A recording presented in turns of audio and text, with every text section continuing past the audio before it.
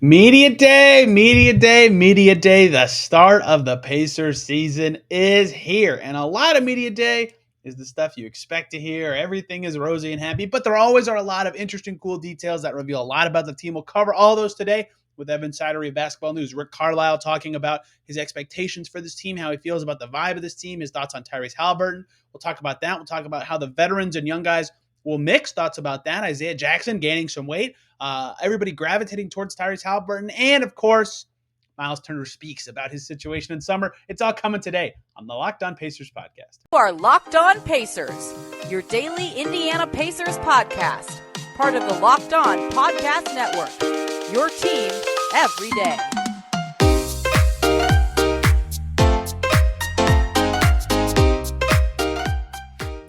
Welcome in to another edition of the Locked On Pacers podcast, where we, of course, talk about the Indiana Pacers. As always, my name's Tony East. I cover the team for Forbes and the West Side Community News. And today, can you believe it? After a long offseason, a normal offseason, but it felt long compared to the past two shortened off seasons, Pacers are back. Media Day was Monday. We got to hear from I think 10 players and Rick Carlisle about the team, their expectations for the season. Can you believe it? It's the Pacers, and everyone is healthy except for Davy Das Servitas, who tweaked his ankle. For once, injuries not the story for the Pacers. We'll cover everything else that matters for Media Day. Of course, Rick Carlisle speaking for the first time in months about his new look team, what it's going to look like.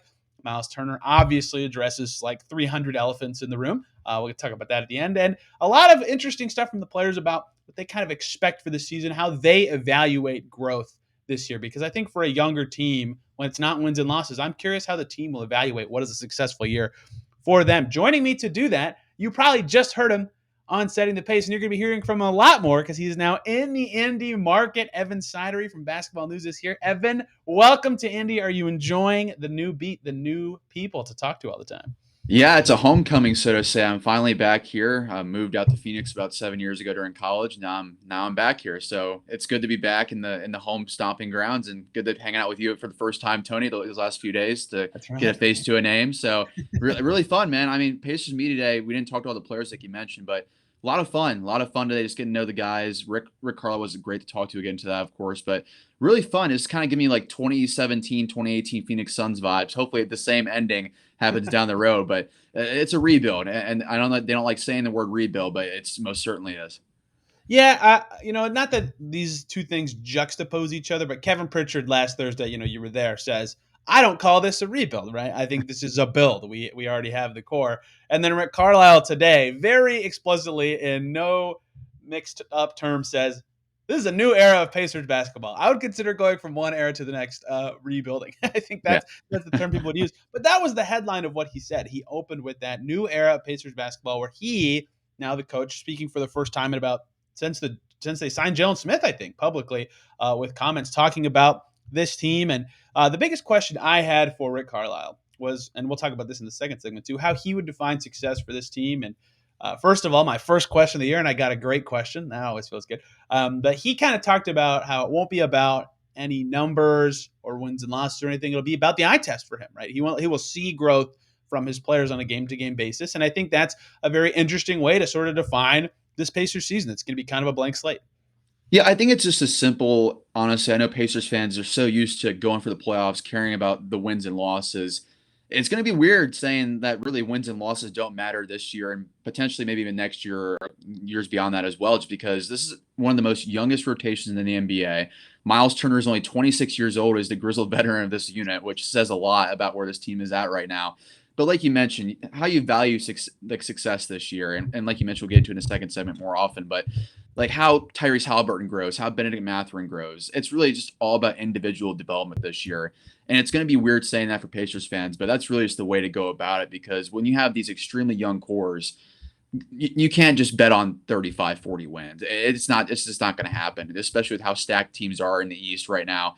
I just have a hard time seeing the Pacers be in a position where they'll be competitive most nights more often than not. But if you are seeing these growth measurements, like Rick Carlisle was mentioning today with these players, that's what matters most. Like, take it by a quarter-by-quarter basis with this team this year.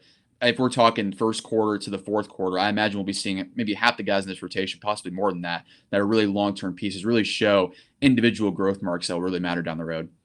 Yeah, that was the biggest thing to hear from the coach, the guy who will be guiding these players. Say, I will be judging this season by skill improvement for the players. And he's always talked about how, you heard this today. He likes being a teacher. Now he's teaching younger players skills instead of being more focused on sets and changing principles depending on lineups. Like that's something he's really good at, but it will be different for the team this year. Something else that will be different, another noteworthy thing that he said very casually, 10-man rotation every game for the Pacers. That's not surprising to me because of the way their team is sort of built. Ton of guards and a ton of bigs, and mixed in that group, a lot of guys that want to play. So they're going to have to get funky with who's playing the 3 and the 4 sometimes, and guys will be out of position. And that just naturally lends to you're going to have to kind of shift guys to different roles and play a lot of guys. But they have a lot of interesting pieces that they want to get out there between the vets that they have and the young guys they just drafted, and Aaron Nesmith that they just acquired in a trade. I guess he counts as a young guy. They just didn't draft him. Either way, there's a lot of guys that they will want to play. When I mocked up their rotation for a podcast like 2 months ago, I had 10 guys in it, and I wasn't sure if they would commit to that. So there's Rick saying that on the record, and I wonder if it will even change to maybe more than that every game. Because he talked about trying to maybe find how to get Goga in there and things like that. So that was also noteworthy to hear from a guy that played really short rotations last year. Granted, the Pacers were injured a lot last year, but throughout his career has not been an expanded rotation kind of guy. I think that will be new, especially, he said, keeping even guys like Haliburton's minutes not super high, maybe around 30. I had it at about 34. Yeah, I think really when you look at this rotation, and like you mentioned, with how young this roster is, I was thinking maybe when you mentioned 10 guys, I'm like, it could get to 11 or 12. I mean, if you want to see more of Terry Taylor, if you want to see Goga Bitadze at least get some run with some of these guys this year, I could see some nights 11 or 12 guys. I mean, there's so much young talent on this roster and need to play minutes this year and get on-court NBA experience where I won't be stunned if we see us like 5-6 minute spurts from some guys just some nights. Maybe some nights you're not in the rotation at all. Maybe TJ McConnell takes a veteran night off sometimes. I mean, maybe TJ won't be about that, but you need to see guys like Andrew Nembhard and other guys in this rotation, Aaron Nesmith, Jalen Smith, and Isaiah Jackson need to play a lot together this year at the 5 and the 4 to see what you have there. And whether or not they want to have a future with Goga. I mean, that's just another example. Terry Taylor, as you know, can play 3-4 different positions. I love to see him out there get exclusive minutes too, where I mean, 10 feels maybe small to me. I mean, that's obviously the big rotation nowadays. 9 to 10 is the most you go to. But when you're a team that's in this quote unquote rebuilding mode or new era, so to say, as they want to put it, I wouldn't be stunned at all some nights where we see 12, 13 guys just to get some run out there and see what happens, because the Pacers are in a rare spot right now where they can just kind of value these guys and see what they have, and they don't have to push Tyrese to the limit. They don't need to push Benedict Mathurin right away to the limit. They're in a good spot, especially even Chris Duarte with his toe injury. We don't know for sure. He said he's 100% today, but I mean, you don't want to rush him in the 35 minutes a night too. So that's something that I think is going to be monitored throughout the year. And it's going to be really fluid, this rotation, I think. Yeah, hand up my bad to Chris Duarte, who I just fired off the second his media availability started with, "How's your toe?" And he just laughed at me. Yeah. He just laughed at me. He's like, "Thanks for asking. I'm better." Which is good news, though. That was a big deal for him. He sat out for quite a long time with that. But yeah, the 10-man rotation confirmation, obviously nice. I think the bigger part of that, too, is him even saying, like, I'm not going to push Tyrese. He was playing him 35-ish minutes a game to close last season. Like, that was too much. They got to get that down. And with Nembhard on the team now, like you mentioned, and McConnell in the mix, like, not obviously he should play as much as they reasonably can to develop him. But to just hear him say that as they try to mix guys in and figure out the exact rotation, I'll be very interested to see how they cut that out. Anything else you found? I mean, not that he didn't say anything of value. Everything he says is valuable. We haven't heard Rick Carlisle speak in a while, but it was a lot of stuff that kind of was expected or kind of the status quo from what Kevin Pritchard said last week. Anything else that stood out to you from Carlisle's comments today? Yeah, just generally, it just seems like you know more than me, of course, Tony, because this is my first time really being around Rick, being out on the West Coast the last couple of years. But he just seems reinvigorated, just being around this younger group and really teaching the fundamentals. He's a big teacher, like you mentioned earlier in the podcast, and you can just tell he loves just doing the fundamentals, loves just having guys that really don't know any better walk into the NBA and are openly soaking in his knowledge. I think he loves that. He's all about it. I know some players, Tyrese was mentioning, I believe Isaiah as well. He's in the gym 24/7 throughout the offseason there. So he's really taken a role with these young players, developing them under his watch. And I think it's just something that he feels it's nice to have this kind of, I wouldn't say a break, but not expectations on Rick Carlisle as far as the win-loss total. And I think this kind of reset for him has really showed him that it's not all about that. At some point, I think he's just having the time of his life. That was the vibe I got from him today. Was he just seems like he's in a lot less stressed out environment with these young guys, and they're really taking to his knowledge. And I think the young guys really love being around Rick Carlisle. So I think it's a good match so far.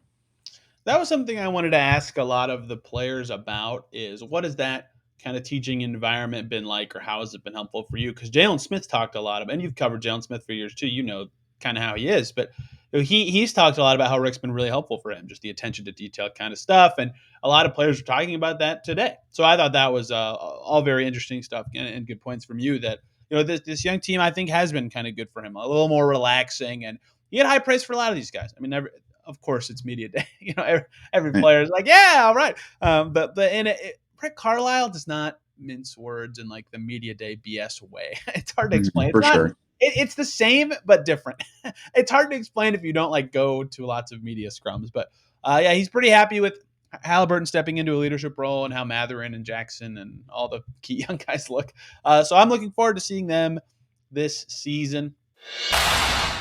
Hey guys, one short little quick break here so I can talk to you about BetOnline.net, your number one source for football betting info this season. You can find all the latest player developments, team matchups, news, podcasts, and in-depth articles, plus analysis on every game you could find. And as always, BetOnline remains your continued source for all of your sport wagering information, live betting, up-to-the-minute scores for every sport out there, and more. They've got lines up for football this week. The Colts, who somehow beat the Chiefs. Okay, favored by 3 at home against the Titans on Sunday. 3-point win. Another 3-point win would look pretty good. My beloved Hoosiers going to Nebraska for some Big Ten action. The Cornhuskers favored by 5.5. You can get those lines over at betonline.net, the fastest and easiest way to check in on all your favorite games and events, including MLB, MMA, boxing, and golf. Head over to betonline.net today or use your mobile device to learn more about the trends and the action over at betonline.net, because betonline is where the game starts. Let's pivot a little bit here and talk about something I found interesting beyond Rick Carlisle talking about how his metric for success this year will be about, growth and how he eye test sees guys improve. I asked a couple guys about what they would define as success this year, and they all kind of said a similar thing, but we can talk about the differences here and there. Something to this effect.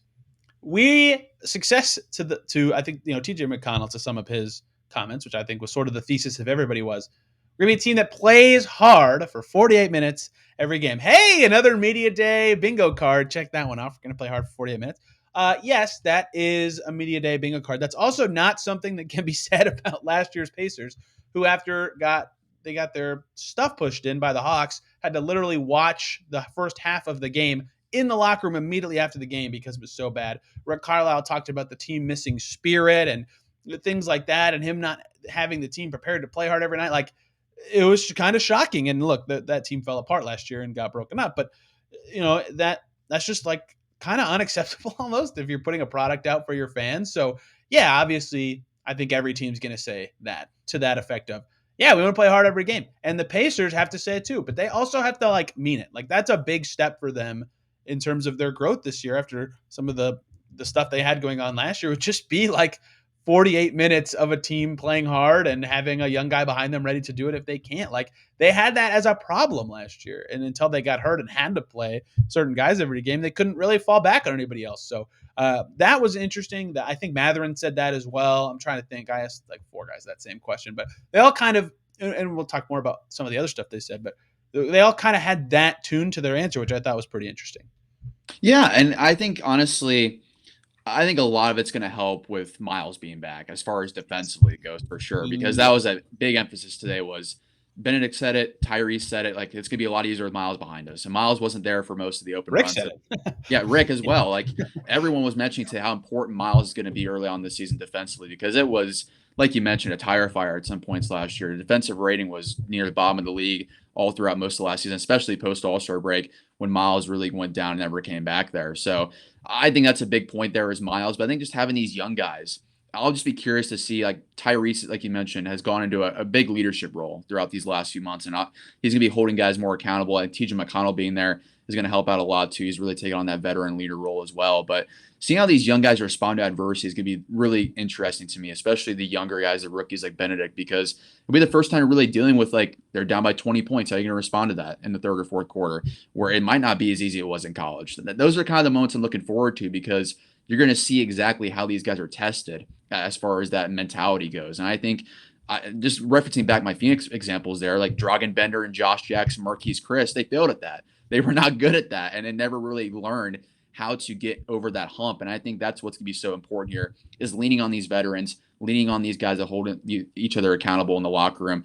I think having a young core develops together on the right track with the right mix of veterans as well make it easier. And I think having Rick Carlisle there as the lead voice will be different, because I've never seen Rick Carlisle lead a rebuild before. So that's going to be the most intriguing part about this all, is how is Rick Carlisle going to hold this young core accountable, because they're even younger than they were last year, Tony.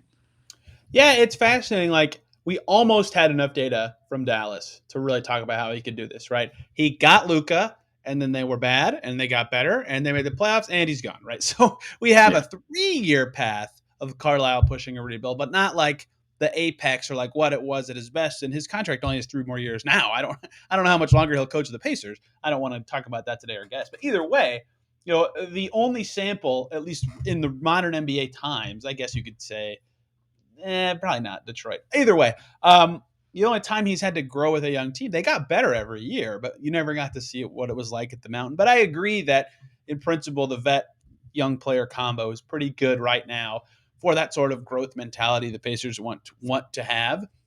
And I think they'll have a healthy competition all year from it. It's like they have guys ready to step, like Terry Taylor might not play, Goga might not play, Aaron Nesmith might not play. Like, they're right behind guys who they could easily step in for right away. So if there is a lack of hustle or lack of attention to detail or something that just feels off, it's very easy for the Pacers to immediately change things and make it more interesting.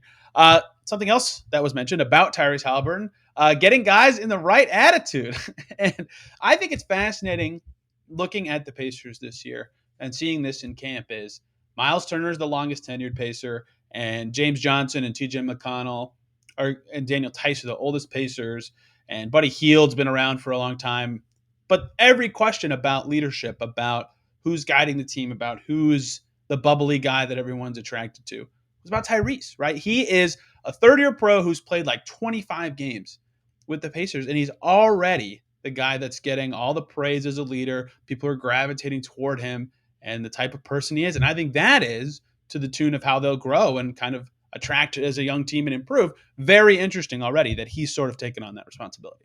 Yeah, and I asked Tyrese about that, or I asked Isaiah today about Tyrese and his leadership ability, and he was just oozing about Tyrese and how he's always setting him up in the right spots. He's always holding guys accountable, like you mentioned, throughout their open runs the last couple of weeks. And that's what's really cool about seeing a player kind of develop on the fly, like the way Tyrese has, because Devin Booker was a super quiet guy in Phoenix, and then all of a sudden, after he got really good, he became the vocal leader of that team, and everyone kind of followed there. And Tyrese has that magnetic personality. I was first time seeing in person today, but very magnetic personality where everyone just gravitates to what he does. If Tyrese is doing it, we're going to follow.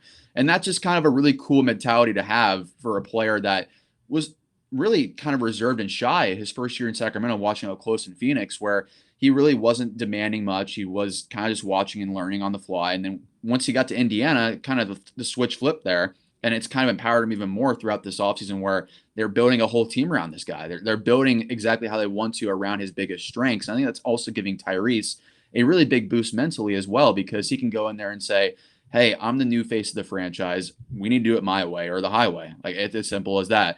And I think Tyrese has kind of learned already this young stage of his career, where even though he's still super young in basic age, NBA age, he's already probably up there for oldest guy on the roster, which is crazy to say. But with Tyrese, like that was the big thing today, Tony. We heard it from everyone, was he's holding guys accountable. He's there every single day. He didn't leave Indianapolis all offseason. He was there every single day in the gym with the rest of the guys, which is a really good sign as well. Where it just seems like he's kind of taking on this role of being the face of the franchise. He's not running from it. Usually some guys that aren't ready for it, they will kind of shy away from it. But Tyrese is all out saying, hey, like, I don't want to put all the pressure on my shoulders, but I'm ready for it. I'm ready to handle whatever role they throw at me. And that's a really good sign for a player that you truly are pushing all your chips in on, so to say, that the Pacers are. My favorite non-media day type quote from today was about Tyrese and about TJ McConnell. Did Tyrese say this? I can't remember who actually said it, but this was a cool kind of moment to talk about both Tyrese's growth and leadership and TJ McConnell's leadership and how those two will fit together. Is like when the team is doing runs and TJ McConnell is guarding Tyrese Haliburton, something that happens is like if there's a final shot to be taken and Haliburton passes and lets someone else take it, TJ McConnell gets on him. He's like, "You do that. You are our leader now. You're our face of the franchise, right?" And that's a one cool, and two, an interesting kind of vet young player moment where TJ McConnell's trying to say like, "Hey, dude, you're the guy. Like, be that guy." I think that was noteworthy and one of the few non-media day isms that we go, "Oh, okay, that's cool," and that says a lot about the dynamics of this team that Tyrese Haliburton is so selfless with the way he plays. Pass first point guard, the best passing guard this team has had since Mark Jackson, Jamal Tinsley. I don't know. And guys are like, dude, shoot, score. You're our best player. Like, be that guy. I think that was so fascinating. Yeah, and just ripping it back around to this whole idea of them resetting. I mean, a guy like TJ McConnell is literally perfect for this. Like, he's going to hold 100%.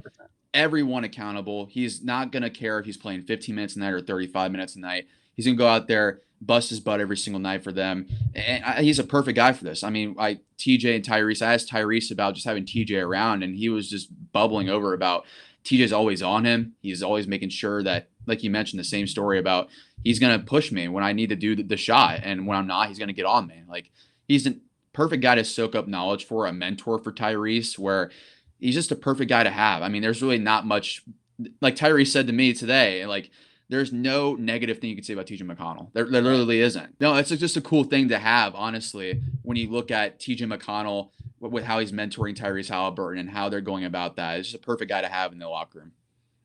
Agreed 100%. And, TJ was one of the guys, like at the end, we were requesting guys we want. It was like young guy, Ben Mathurin, young guy, Chris Duarte. Hey, and let's get TJ McConnell too. I want to hear from him because he's going to have that role. He was kind of a coach last year after breaking his wrist in practice a lot of the time. So I'm looking forward to him.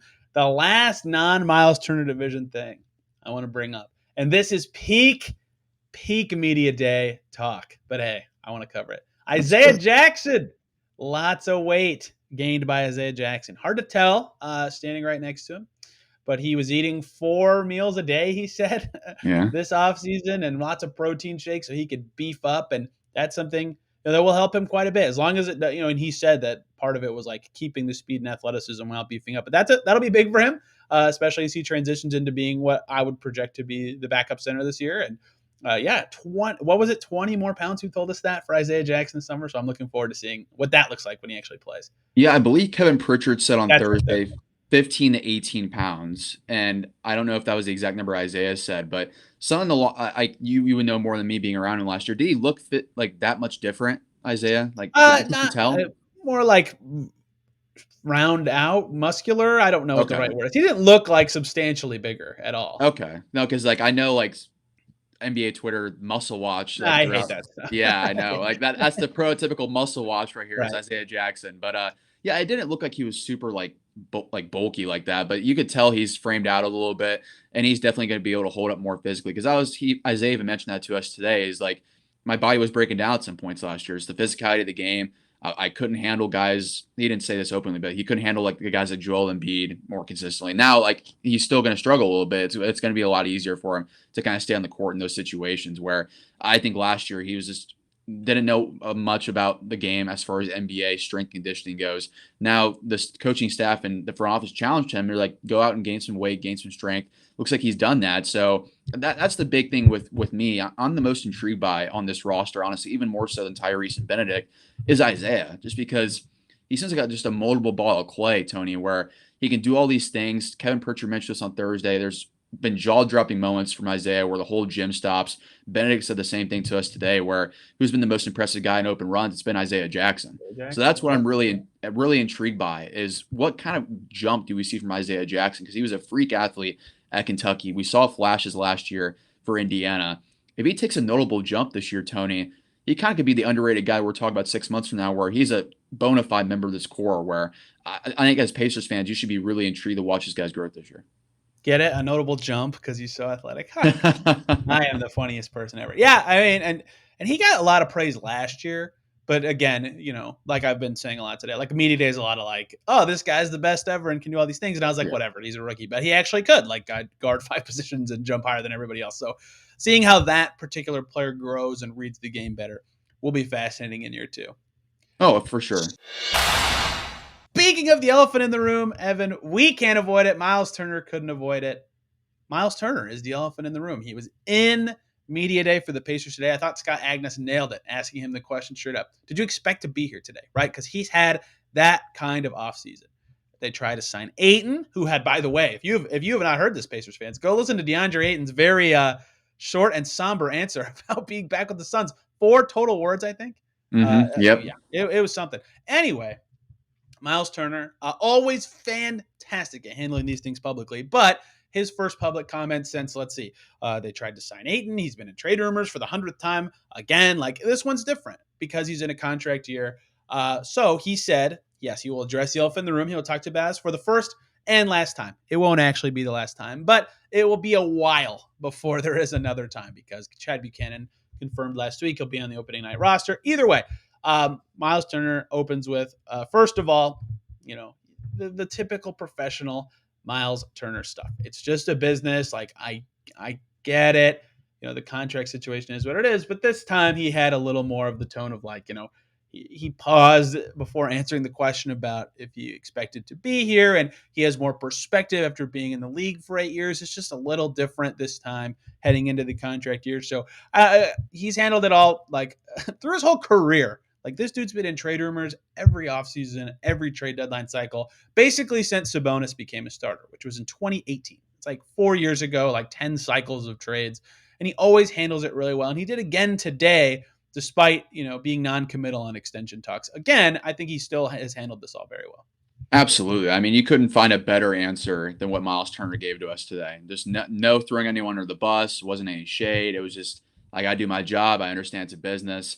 But you could tell, I mean, Myles was irked a little bit. Like you could tell just he was a little frustrated with how it went down. Yeah, I don't know what the right word is because I don't want to say like an emotion that's wrong. You know what I mean? I don't want to put an emotion on him that's wrong. But yeah, it was. I can't describe how it's different than he's talked in the past because it wasn't negative. It was just different. No. He was just direct about it. He was just super direct and open to us about it. And that was nice. I mean, it's refreshing because most NBA players aren't openly talking about what Myles Turner was talking about. So it was super refreshing to hear him say that. And I think it's just a little different this time because we saw, and it was confirmed all offseason, the Pacers were literally chasing his replacement, willing to give him a max contract. Like that's the whole different story here is that they were chasing a guy in front of his face pretty much. And it didn't work out in the end, but he signed a max offer sheet here, DeAndre, and the Suns ultimately matched in a few minutes. So it could have been a way different story if this happened back in July, but the way he handled it today, absolutely perfect answer. And I'm just super intrigued to see how he does his first few months of the season alongside this young core because I think he fits exactly what they need in a lot of spots where defensively they were a disaster without him. Offensively, he's mentioned today, full-time 5. He's excited to play with a pass-happy point guard, Tyrese Haliburton. I think we could be seeing actually a pretty big usage jump from Myles Turner as far as offense goes this year. Maybe not like a double usage or anything like that, but really a noticeable jump where some positions are run through Myles Turner to get him going early on in games. I would not be shocked by that because he seemed like a guy on a mission this year. He mentioned like pressure doesn't bother me. This is when I thrive the best is in these high pressure situations. So I think this is a guy on a mission this year. I'm really intrigued to see how he handles it. Obviously, we'll be hearing more and more about trade rumors as we get closer to February or December, however long it may be. But with Myles Turner, he's if a we guy make it a month, I'll be surprised. Exactly. Yeah. It's literally every 4 or 6 weeks you hear something new about Myles Turner on Twitter or something like that. But kudos to him, Tony. I mean, the way he handled it today was super professional, and he went about the exact perfect way. He if he would have been actually super frustrated and put all of his emotions out there in the open, it might not have been the best look. But him taking the high road, taking the professional route, heading into the training camp, heading into the season where we know he's going to be the starter, perfect way to go about from his perspective.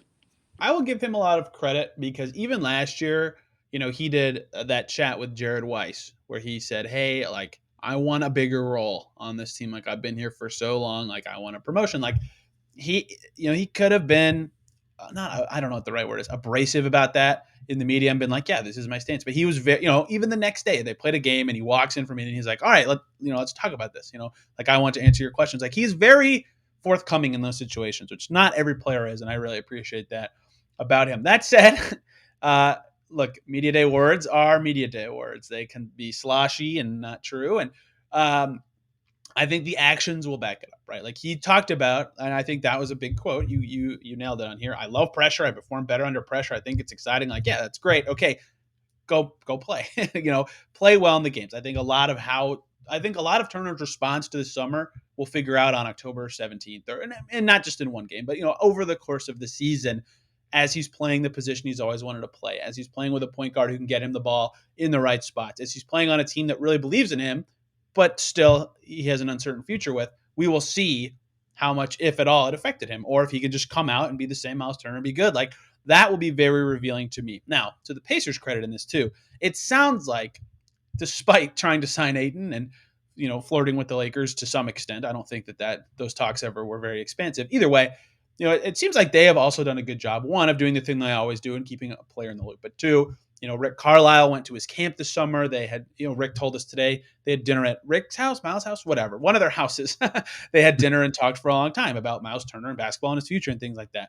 Kevin Pritchard told us last week when they were chatting with Myles about his spot on this team and his future. They also sat down for, over an hour to have these sort of discussions. Like, if you're going to go into a season in this situation where you tried to, like you mentioned, sign a guy's replacement, he's been in trade talks for the gazillionth time, right? You have to have those sort of conversations. Like, and I think every team would do it, but the Pacers doing it, and even going to Dallas to do it, making sure he's comfortable, even in a situation where he's, a 26-year-old talented veteran on a super young, Bob Kravitz joked today, the average age of the team is 13, when he was talking to Tyrese, like a super young team. Credit to everybody. They've all handled it well. But how will it play out on the court will be, I think, how we'll learn how everybody actually feels about this and how their response will actually go. Yeah, 100%. And honestly, the way this rotation is going to look, I think, and honestly, Myles' injury history is going to play a part. His foot today, I believe you asked him, Tony, about his foot, and he said everything's checking out all right, like all good, 100% into the season.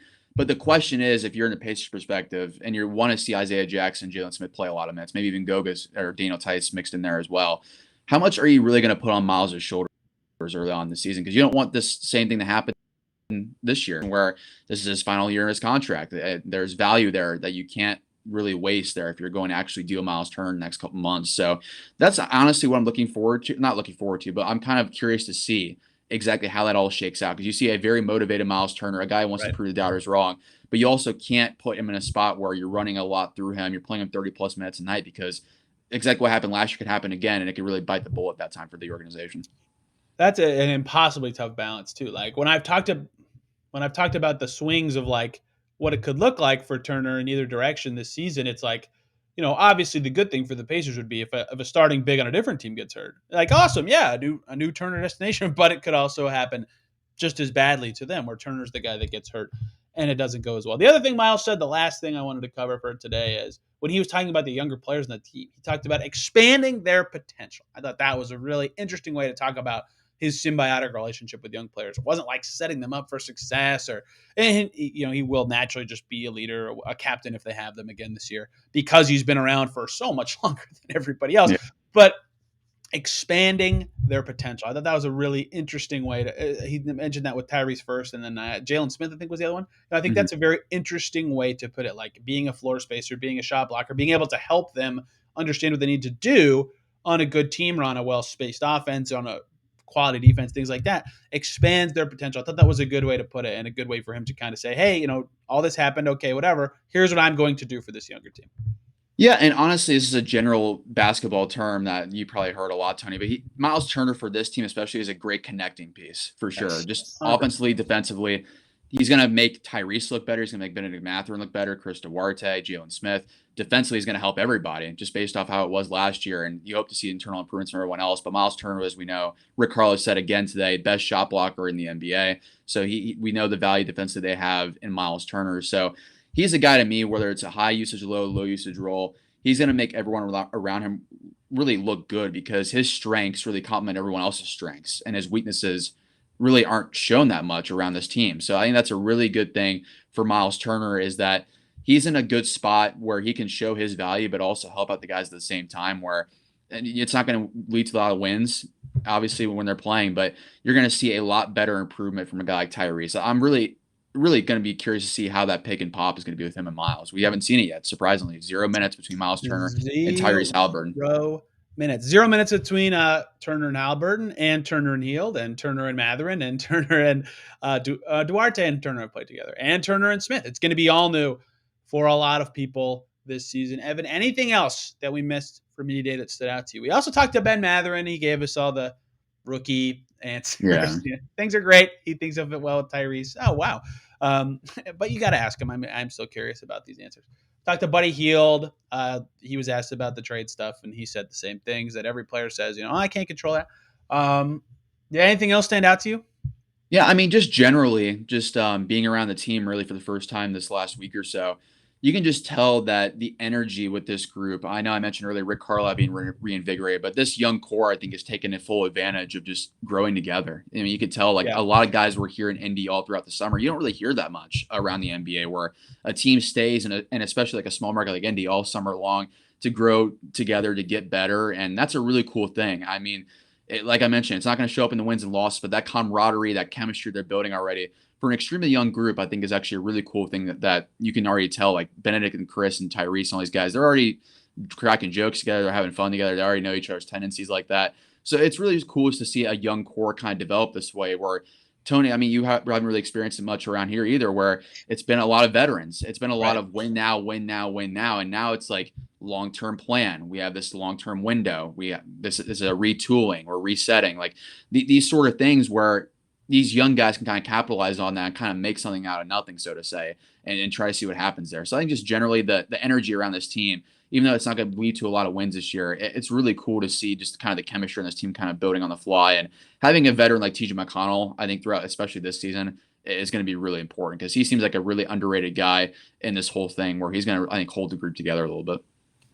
I think building together and growing together can be good for young teams, even though it might look ugly in Exactly.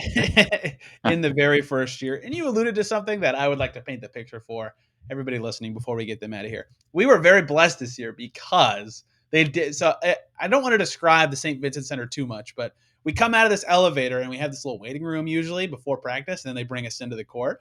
And so that little waiting room is where they did media this year. But that is right by the elevator that you can go down to the tunnel to get across to Cambridge Fieldhouse.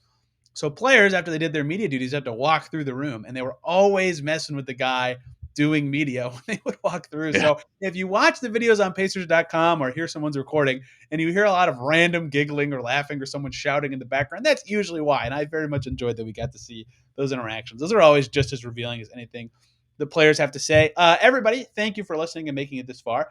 And Evan is here, and you're going to hear a lot of Evan this year because Evan is in market and will be at all the Pacers games. So, Evan, since people will want to keep up with that stuff, where can they find you and your posts about the NBA and this Pacers team?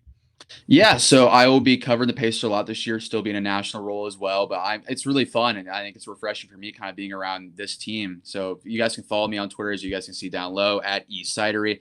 And also, if you want to go ahead and follow my work at basketballnews.com, I'm on there pretty much every single day writing something or two or three things more often than not sometimes. So make sure you're reading me over at basketballnews.com. We have a lot of great people like Nikias Duncan on there as well. I want to give him a quick shout out because we have a great staff over there. But yeah, go ahead and follow me at Sidery, basketballnews.com. Those are really my two main spots there. But Tony and I will be at the games like you mentioned. So more than welcome to come say hi as well.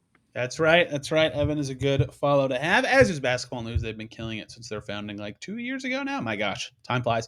We'll be back tomorrow. I think we'll talk about the Pacers roster tweaks that I have neglected for 5 days. They signed like 3 more guys since I talked about the roster and then waived 2 of them, and they only have 18 guys in the training camp roster. What's up with that? We'll talk about that tomorrow. Early practice impressions, all that sort of stuff. And we'll continue previewing this season and talking about practice throughout the week. So thank you, everybody, so much for listening. Have a great day. We'll see you soon.